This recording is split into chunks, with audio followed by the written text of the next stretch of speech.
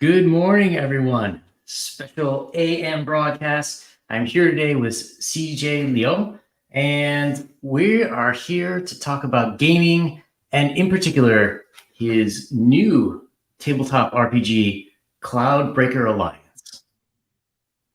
How you doing? I'm doing great. Yeah, thanks for having me, Yang. Thanks for coming. I appreciate you staying up extra late for us. Oh no, that's fine.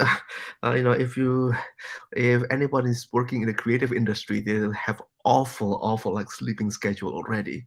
To me, yeah, this is early in the morning, with all my wrecked and ruined biological rhythm now. uh, I know what you mean. I was up half the night working on things. Right. So, people will probably know you best from your YouTube channels, Cool History Bros and Don't Stop Thinking. And I have to be honest, I had not heard of. I've watched Cool History Bros for over a couple of years now, but I hadn't heard of Don't Stop Thinking until I saw the Kickstarter campaign for Cloudbreakers Alliance. And for anyone who hasn't seen it, it's a channel that's largely dedicated to Dungeons and Dragons and various aspects of gaming and storytelling. So how did you get into tabletop gaming? It's just part of my hobby. I have been part of the scene, the tabletop gaming scene in Australia for yoinks for years. It's just that I've been creating all those various videos and so on, and eventually I think that there's a lot of literary and narrative styles and all those sort of bases that formed my storytelling and other like game design that inform those that people are not really familiar with. And a lot of those actually came from my background and also the history that I am accustomed to, the various literatures like even Romance of the Three Kingdoms, all those a lot of Asian literature and history, also Mahabharata, Ramayana, and even I was such a nerd. I read the Iliad and all that sort of stuff. So and even the Norse myth and so on. It's like I've got so many source of narrative. You would say narrative sources. I have a very varied narrative sources, so that it's kind of difficult to have to explain them one by one to everyone. So I might as well create another channel that talks about history and literature. So, you mentioned that you do live in Australia. I I believe you're Chinese. Yes, Hong right. Okay. That's right. So, Southeast Asian Chinese. So I've been to many other parts of Southeast Asia, lived there, and also went to China, Japan, and so on. It's like my family moved a lot, so we experienced many different aspects of various countries, all their histories and religions, culture, and also now in Australia. So pretty much accustomed here since I've been living here for over 10 years now. Since you have such a varied background in terms of all these different cultural influences, you could have picked any medium to sort of have these come out. How you could have written books, you could have made comics. How is it that gaming was sort of your literary outlet? Because I like games. As easy as that. And besides, it's also very interactive. I think it's with a lot of stories. A lot of people forget that story is and was very interactive. Even the so-called classics, Romance of the Three Kingdoms, Journey to the West, the Arthurian romances. A lot of people forget about that. In the Arthurian romances, Lancelot was written by French writers, because the Arthuriana is not just written in England. It is written around the region. There are also continental writers to it that added to the history. So a lot of story is collaborative storytelling. And even like Romance of the Three Kingdoms, there are so many versions of them. Until the one that we have right now, I think it's either late written, edited and compiled late Ming or early Qing, I forgot, around that time. And that was when the long united will divide, long divided will unite phrase was put in. Before that, it was more of a like wild adventure of Liu Bei and his friends. Yeah. Yep. Uh, So I think it like tabletop role playing and this sort of like new medium is a really great way of like creating sort of like a feedback loop for narratives, and also to share with a lot of people to see. It's pretty much a crowd-funded narrative, crowd-funded literature that I'm kind of wondering what will come out of it in the future. Yeah, it's interesting that you say that, because I've sort of noticed in some ways it's a throwback to the past, because if you look towards really ancient societies, it's not. Of course, you had like the lone storyteller by the campfire in the middle of the grasslands and stuff, but there would also be various rituals where a lot of these stories were performed, and each person had a specific role to play, and they would add their own flavor to it. So it kind of makes me wonder if modern role playing is sort of in that tradition. I would say it's very, very close. It's pretty much the same thing. I guess the thing is that a long time ago, those people wouldn't have the benefit of having like recorded play and so on. But nowadays, I think um, there is a bit of fun having a canon sort of like narratives, canon sort of story for various lores like Warhammer and so on. But Mhm. I think it is quite important to give room for the players and give room for the consumers or whatever to create their story too. So that's why, when we were designing all the narrative and so on, we use the open circle as our design philosophy.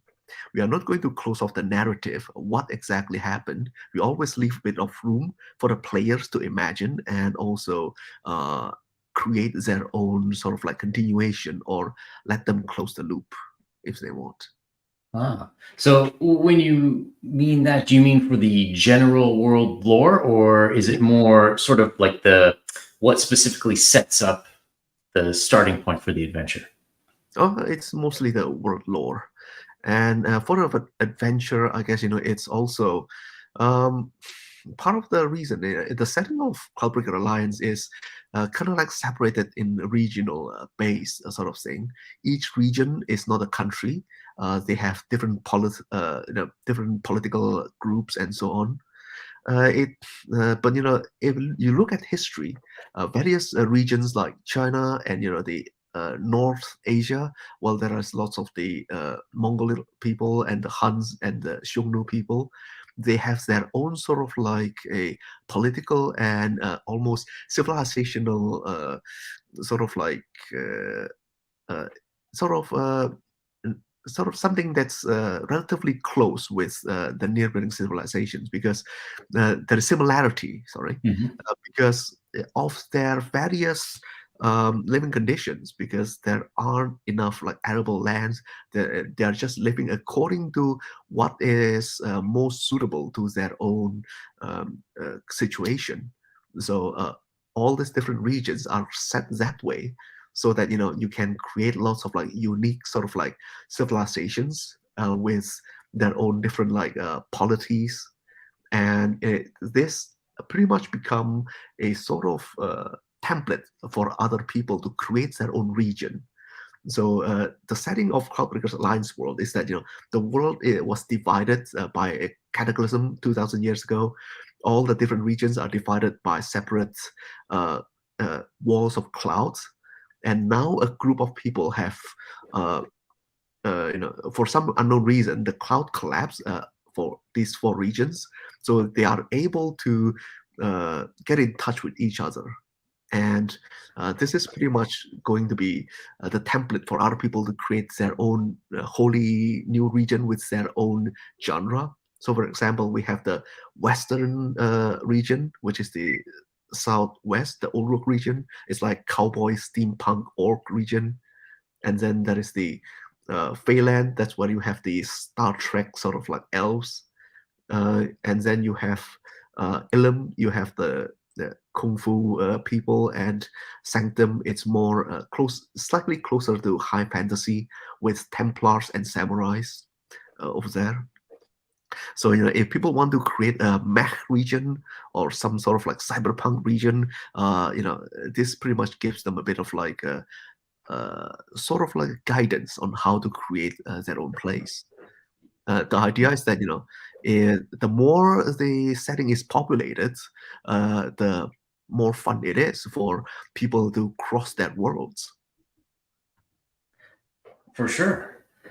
And so now that you mentioned it, you have a lot of very different genres that are sort of going to be up against each other. How did you go about sort of making that work? Because, you think like a mech versus a kung fu warrior, that's going to be, you would think it would be pretty one-sided. Not really. If you watch G Gundams, they punch mech down, with their fists. All right. And besides, there is various ways of balancing things, even and they don't have to be balanced. That's the thing. It's a matter. Doesn't need to be balanced to be fun. We just find the fun elements in various game design, because I think a lot of problem have difficulties with this idea of. I mean, a lot of people are too preoccupied with balance and not trying to find the fun element in it. Because even a lot of the games nowadays, they even have like a asymmetric balance. For example, one like powerful monsters trying to hunt down the various like human players, that sort of things. As long as you can manage people's fun and people's expectation, that's what you need, really. Yeah, it's interesting you say that. I don't know if you know a guy named Grums. He was one of the original designers for World of Warcraft. And that's what he said about modern games. He said back when they created Warcraft, and I think he worked on Diablo 2, that they didn't care about balance back then. It was more fun to not be balanced. Yeah. So after so many years of gaming, what sort of things did you see that were like really fun aspects of D&D or some other games that you wanted to carry forward into Cloudbreaker? And what kind of things did you say, I think we could do better? Well, a lot of I would say I experienced a lot of the second one, but with the first one, I think the most important bit is accessibility. Because the thing, I run like a lot of organized plays with the D&Ds and also the short-lived Call of Cthulhu organized play. And I also have been like teaching for years to various people. I've been the tabletop teacher for PAX 3 times. Twice for D&D organized play, once for Call of Cthulhu, and I think I'll be back in PAX again this year. So what I figured out is that sometimes a lot of the new sort of like systems, they can feel a bit too esoteric, with various sort of like concepts. So they create this concept. For example, this person is the one the last disciple of a certain esoteric like wizarding school or something like that, and then you can use that to as your skill, using some sort of like creative background as skills. That sounds interesting, but when it comes to playing with a lot of people from other different background who hasn't watched the same sort of like media or don't have the same references, people get really confused. Because I play with people from Russia, Mexico, and so on.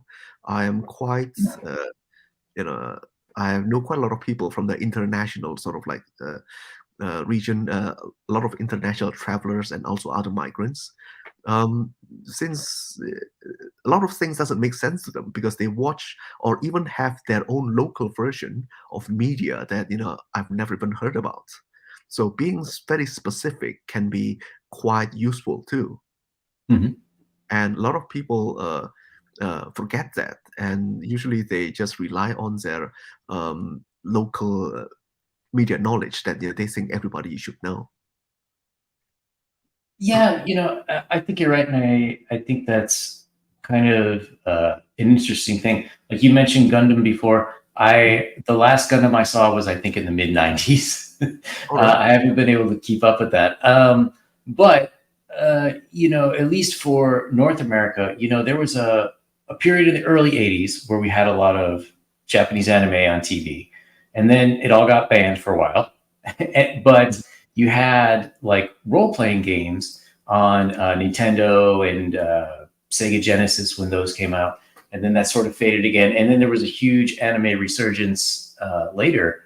And it's interesting when you talk to those people, because some people are very into the periods that they were influenced by, but then they have like big holes in their cultural memory. What would you say are your biggest influences, game-wise, history, literature-wise, for Cloudbreakers? I would say it is Terry Pratchett's Discworld. That's my favorite and the most influential fantasy series in my life, pretty much. And how do you go about combining the Eastern and Western? No, well, the Eastern one, Western part, I guess the easiest thing is that I actually use references from various Eastern story. For example, there is a massive shelf of Wuxia fiction that has never been translated into English. For example, Jin Mhm. Yong's various series. He's got like over a dozen series that's like almost 500,000 characters long. Um, and use lots of references from those. And also the thing is, it's a different way of storytelling and also conflict resolution too, because in usually all this like tabletop games and so on, you reduce the enemy's hit points to 0 and you win. And part of the system here is that you can neutralize enemies.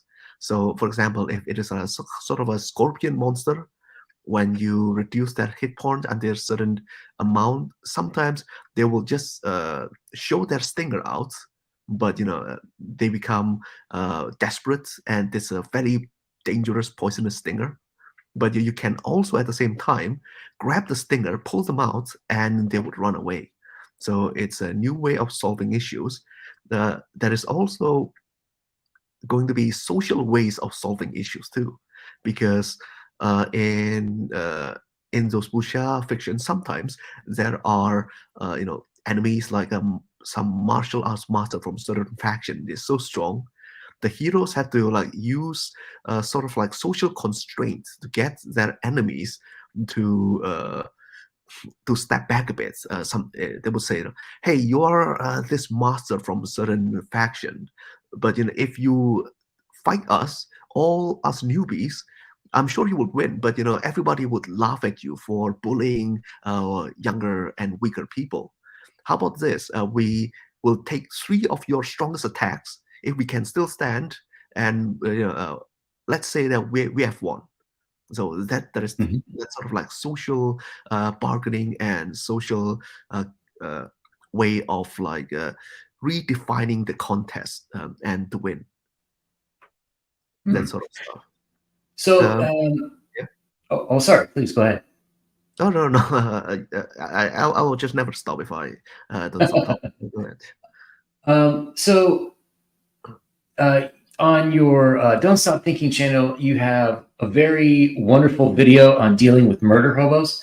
And one thing I think of from most, at least in North America, most role playing games, players' solution to everything is punch it.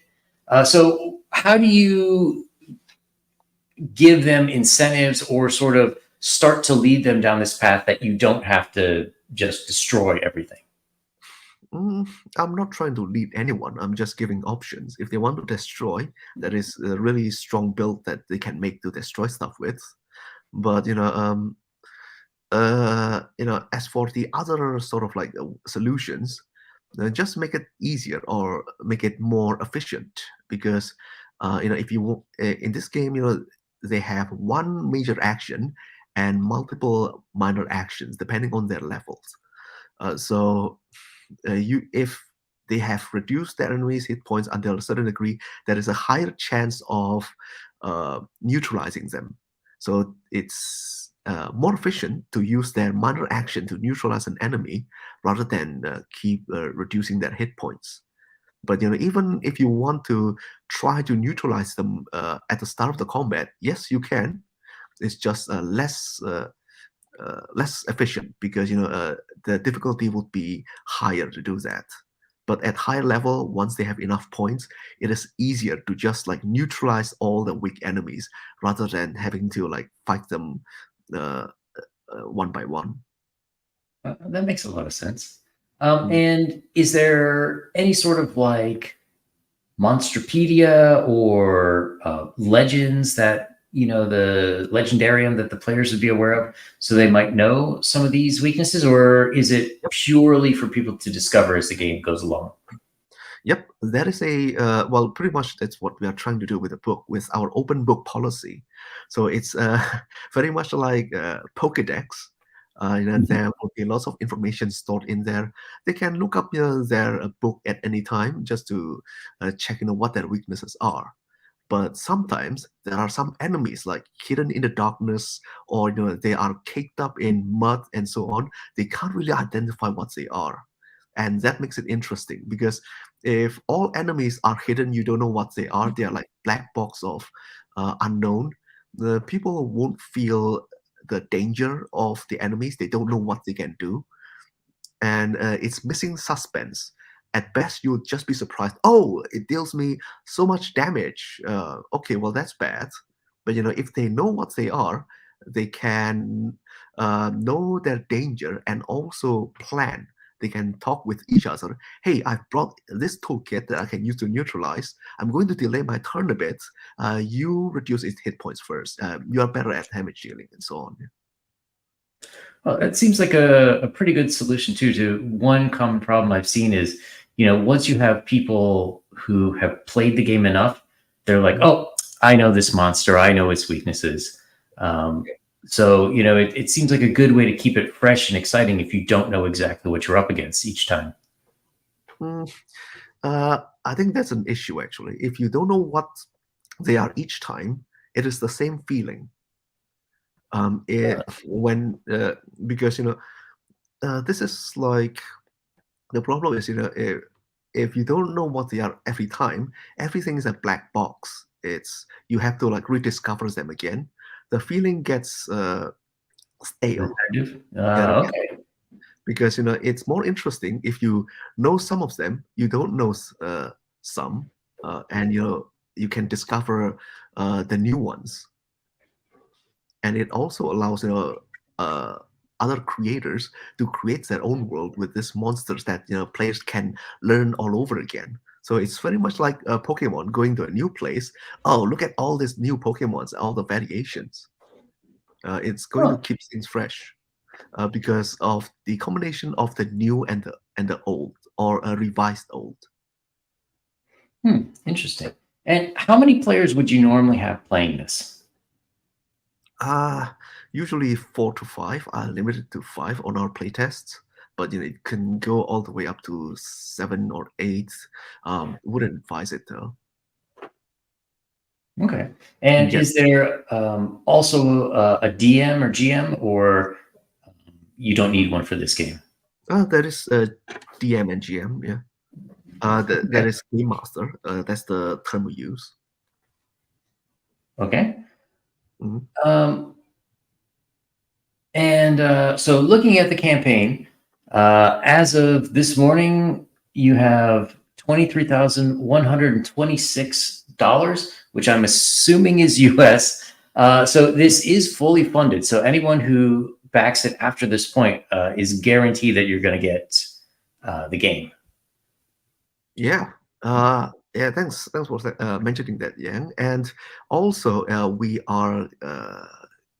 We have lots of like Kickstarter exclusives and more news coming up. It would be great, if you back now. Not only that you're guaranteed to get your stuff, you will also be getting extras that you won't get out of the Kickstarter.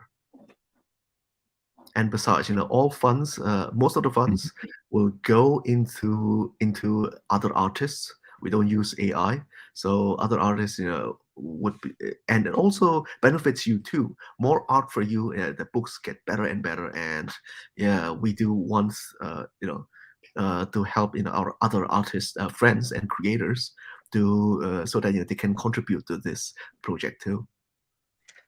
Yeah, and that was one thing I was very interested in seeing the campaign, is that you have a pretty good selection of artists already. So you're well, you are the lead design, of course, but you have people from Japan. I think I saw someone from. I know that there was one European on here.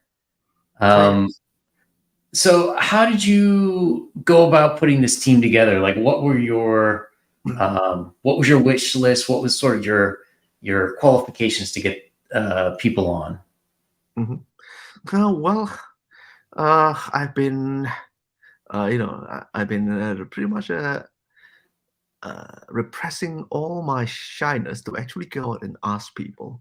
And yeah, you wouldn't know unless you ask.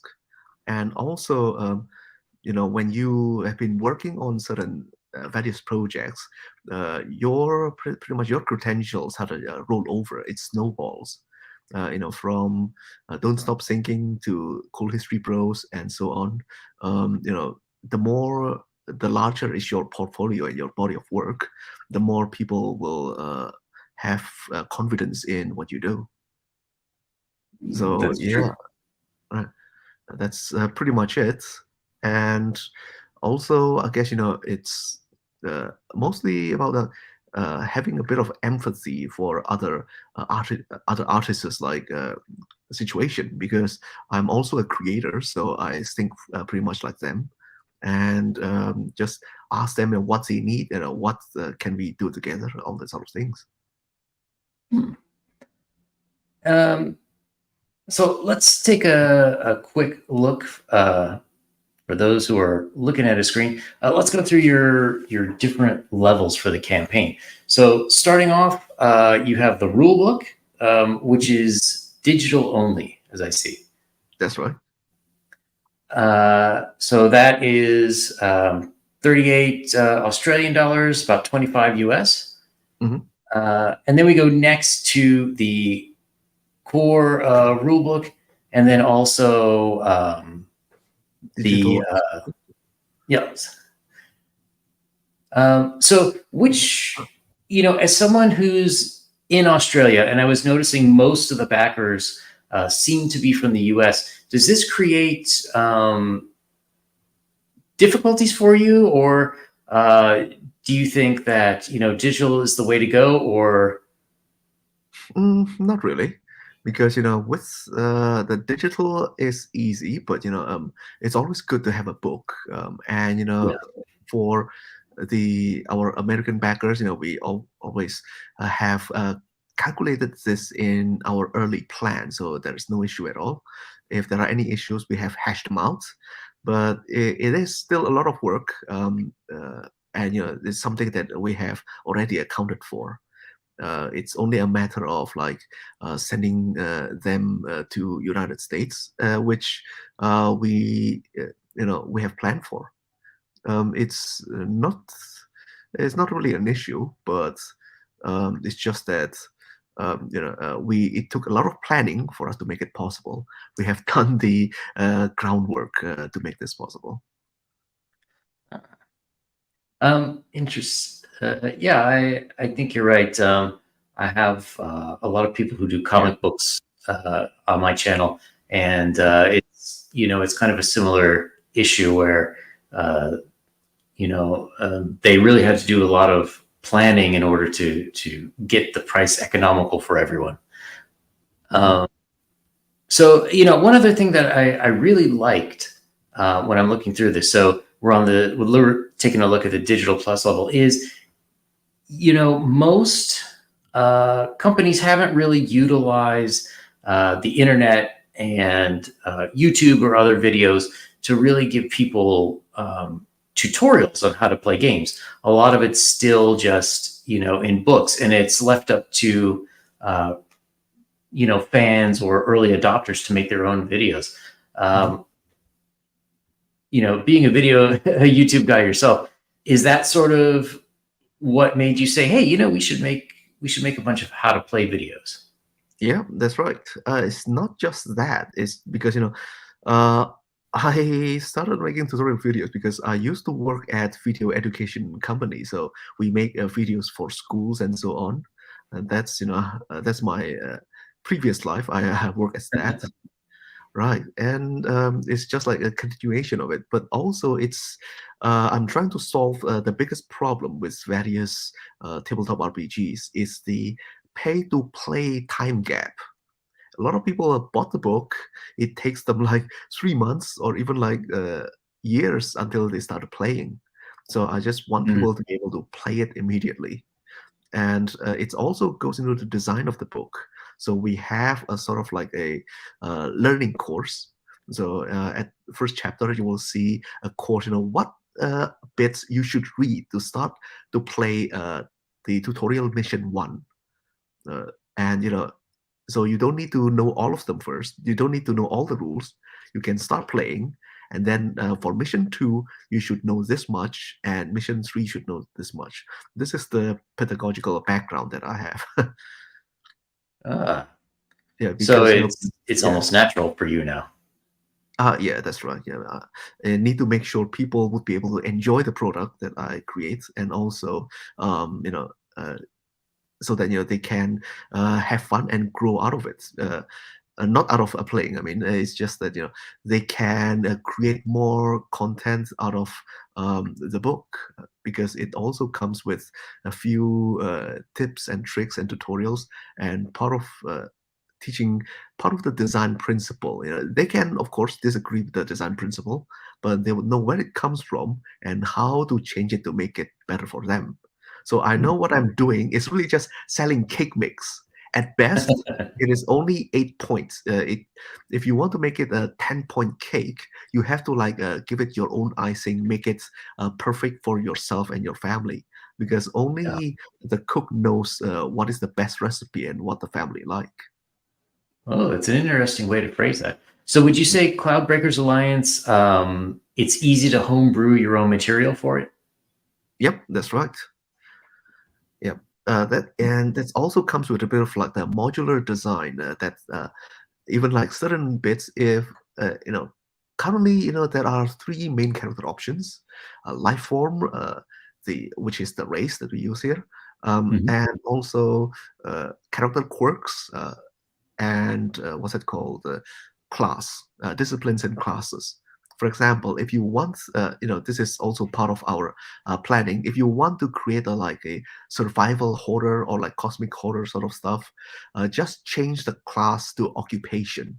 So you'll be less powerful, and you'll be more vulnerable, and you'll be facing horrors without your magical abilities. Oh, interesting. Yeah.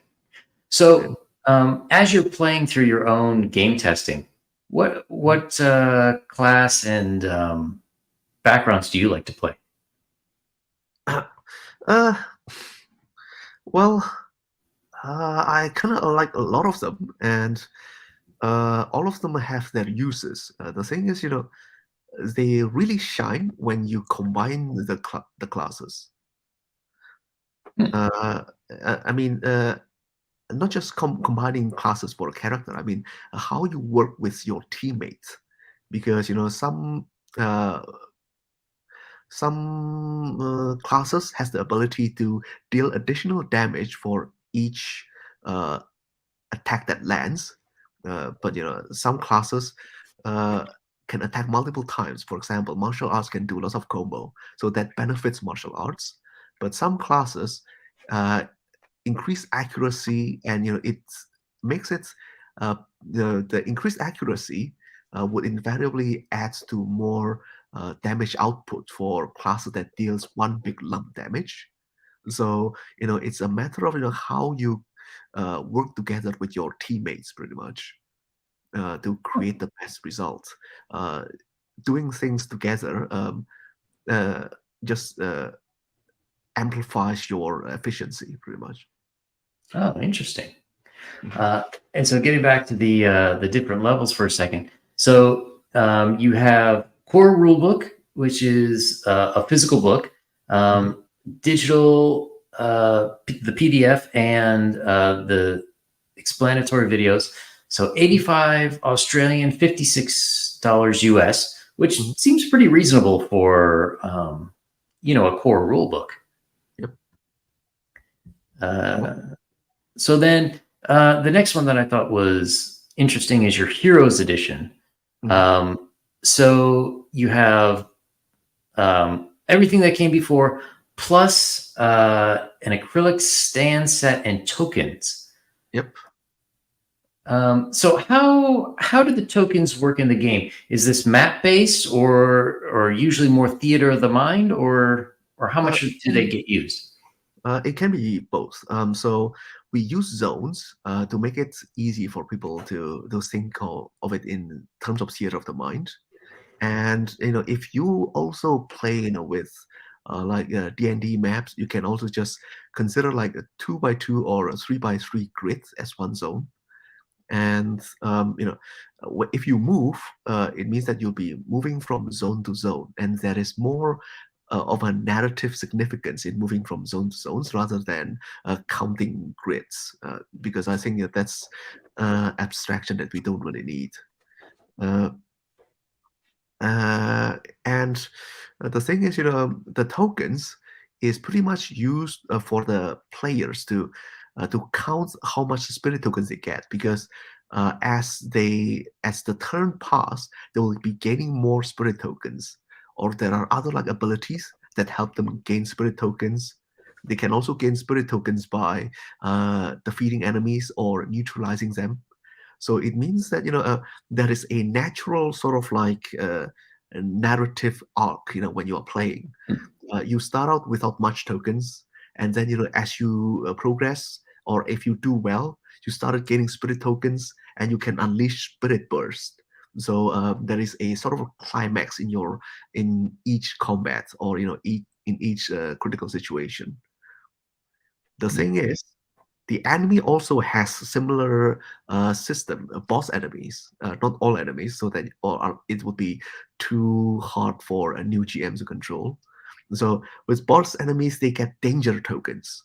It's either the players release their spirit bursts to deal damage, or the boss will also will release their sort of a danger burst to deal damage first, or they have the special burst that can nullify damage or something like that.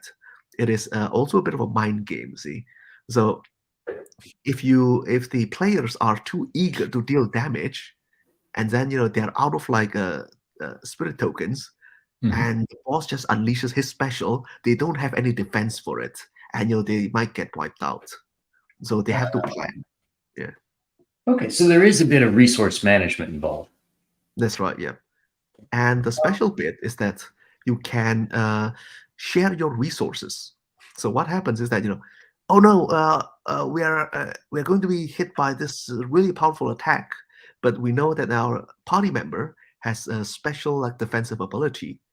Okay, I'm going to spend one transfer cost and give him a few of my tokens so that we can survive this.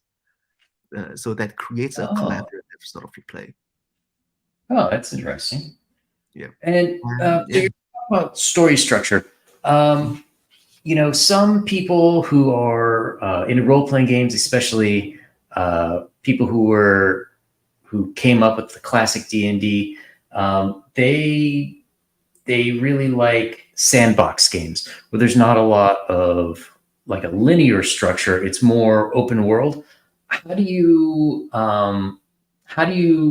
make a balance between completely railroading players, sort of like a lot of role-playing games that you would see on the computer, versus totally open and no coherent story? Mm, I think it is a matter of GM and the group, really. Some groups really, because I play a lot of different groups. Some people just get off work weekend. This is they have a lot of things to do tomorrow, and they can spend a few hours. Sometimes they don't want to get too involved in narrative heavy games. Some people want a really narrative heavy games. So it's mostly a group and GM sort of issue. But in this Cloudbreaker Alliance, we also think about that because we contextualize our work as missions. So somebody would give them sort of objective, what they need to achieve in this mission, and so that it's easier for them to account for what they have done, and also gives them a lot of leeway. For example, the mission is, we need to get all this craniophages out of this mine. They don't have to kill all the craniophages. They can just find the machine in there and just play really loud music that ruins their antenna, and they win. Oh, that's great. Yeah, and the idea is that we don't give any experience points for defeating any enemies. You only get it for finishing missions or doing extra side objectives. Like somebody would say, "Hey, I think I forgot my tool somewhere. If you can pick it up, I'll give you a bit of extra." That sort of stuff. And that toolbox happened to be under the hive of like this insectoid monster, that sort of stuff. Yeah, that's a very interesting solution. One of the things that sort of bugs me about at least a lot of modern games like D&D 5e is it's all primed for how many villains you can murder. How much XP are you getting for killing stuff, as opposed to if you're a cleric, shouldn't you get XP for healing people, or if you're a druid, get XP for restoring a forest or something. So I like the idea of more mission based. When you accomplish the thing that you needed to in whatever way you feel your character would, that's the way you advance. Yeah, that's actually I did that in my previous organized plays, and some people think that it's a bit unorthodox. I just brought a lot of the stuff that I think should work into my new game, because the thing is, I'm not gonna say it's wrong way to play any game, because whatever makes people happy works for them. That's great. Sure. It's just that I think it's I think we need to provide incentives for people to play a certain way, and with D&D and so on. The thing is, it is easy for people to understand how to play the game if you get rewards by killing, because people are naturally efficiency-seeking creatures, so they'll find whatever is the most efficient way of solving things. That's true. That's true. I guess one of my big problems with it is it reminds me of an old game, Metal Gear Solid, where they have cutscenes where they're talking about how wrong it is to kill people and this and that. And then in the next scene, they're encouraging you to shoot people in the throat through a sniper scope. So for me, like, if you're playing characters that are more spiritually oriented or whatnot, in some ways it seems like they should have other options, you know, to be able to advance besides just killing. Yeah. But I like that this has a lot more options. Yeah. Thanks. And I do think that, sometimes, the thing is, sometimes it is easier for people to be given clear instruction on what to do, because sometimes if you give them too many options, there would be option paralysis. Yes. Yeah. So that's why, I would also like, what's it called? Ask the GMs to, when a situation starts, discuss with your players what they want to do, because um, sometimes with a game, given too much options, some people want to run, some people want to fight, and some people just want to hide, and it just creates a bit of a mess, and nothing gets accomplished. That's why I would advise people to discuss with your players what they want to do and work towards it together, and it would be you would be able to achieve either of those goals more easily. And speaking of players, so it seems like it's designed for everyone in mind. But if you had like an optimal player, who would you say that would be? Is it like somebody who's never played any role-playing games before? Is it someone who has maybe a couple some experience with a different system, or who do you think the optimal would be?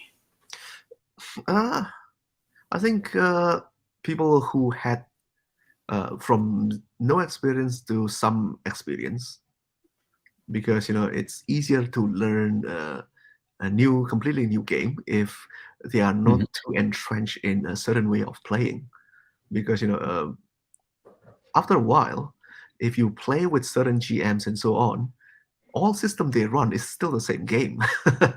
Yeah. Yeah, because they have pretty much a lot of people have only a few stories in them, and they are naturally attracted to certain type of storytelling methods and storytelling a way to tell stories, a few different scenarios. They are just expressing it, in different systems, uh, and. I guess part of what I'm doing is providing people to tell stories in different sort of ways, in different methods. And, Yeah. Oh, I was going to ask, and another thing I noticed about the game too is it seems very sort of simple mechanically. It's you said that it's a 2d6 game. Yep. So if you could explain to the people who are used to having a bag full of dice, how exactly does it work mechanically? Right. Every roll is 2d6, or? Yep. You just roll 2d6 and add whatever bonuses you have. If you hit, we use an access system. So, for example, if the enemy has like 6 defense, you rolled a 9. The access 3 points is added as damage on top of your weapon or your fist. So, if your fist deals 6, your excess is 3, you deal a total of 9 damage. Okay. So it's not quite as oh, we'll take 10% of this minus. No. No, because this is also a solution for a lot of issues I see in various games. I think doing something as simple as attacking shouldn't be difficult. There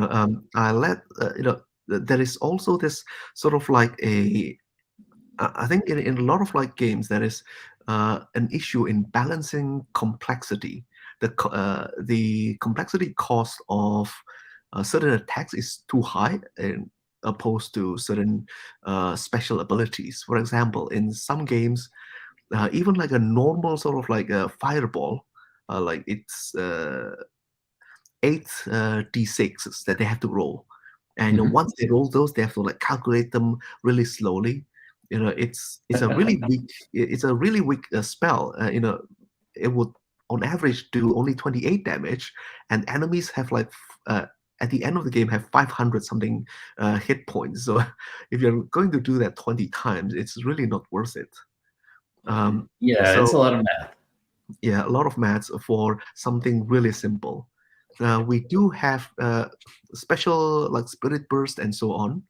That's a bit more involved. You deal a lot of damage, and the calculation is a bit more complex. So it's the complexity is commensurate with the power of your ability. That's how it is done. So that you also feel the power of you unleashing your special ability because it is complex too. It has more sort of like emotional and also complexity weight to the action. So if people buy, when can they expect to get a finished game in their hands? I know you have pre-test files available now for people who are interested in testing it out. But when will people have the finished product? They would have finished product, and next year February, we would release the beta for everyone to have a look at and to fix any sort of like possible like typos and so on early January. And we're just waiting for a bit until we officially release it on February with all the fixes. And so now this is for sure funded. People will get it if they back it. What's next for you? Are we going to see Cloudbreaker Alliance on virtual platforms like virtual tabletop or Roll20 or something like that? We are looking into those. It's just that we can't make any promises yet, but yeah, we're trying our best to do it. We don't want to like disappoint people. We just want to make sure that things can work before we announce it. Oh, of course, of course. Right. And do you plan on creating more, should we say, modules in this world or sequels to it, or do you have other things planned in the future? Yeah, we can. We do plan to release the, depending whether we reach our goal in this Kickstarter. If we do, we have like a whole campaign planned for, for Cloudbreaker Alliance. If not, then we may have to like work on more on the story campaign, and we release it as something else as a separate Kickstarter, perhaps with other merchandises and goodies, because we do have a few other ideas that we may want to implement in the future. So out of curiosity, you have Gary Gygax, who of course created Dungeons and Dragons, Right. And originally he didn't see any sort of utility for people making modules for his Dungeons and Dragons world. He thought that everyone would create their own. How do you feel about other people writing modules for Cloudbreaker? Oh, I love that. It is designed for collaborative storytelling. I would really love other people to start doing it. And as part of third license of Cloudbreaker, there is no cost. Unlike some other games, which would require you to pay a bit to them, you can create it without having to pay us anything. That is your own game. You gain full profit from it. Oh, wow. And in the future, do you plan on having any sort of like central repository for it? Like, on the website, like, hey, here's links to, our official campaigns or to other people's who submit theirs or links to other people's sites? Yes. It's just that it's still a matter of like getting all my programmer friends to advise me on how to do that. I'm mostly a creator. I'm a writer and designer. I'm not much of a like web designer, so I'm relying on my like other more clever and more knowledgeable friends in that area to tell me how to do that. Oh, for sure. I think people don't quite realize just how many years it takes to actually make one of these books, going from the writing to, organizing and getting all the artists to work together.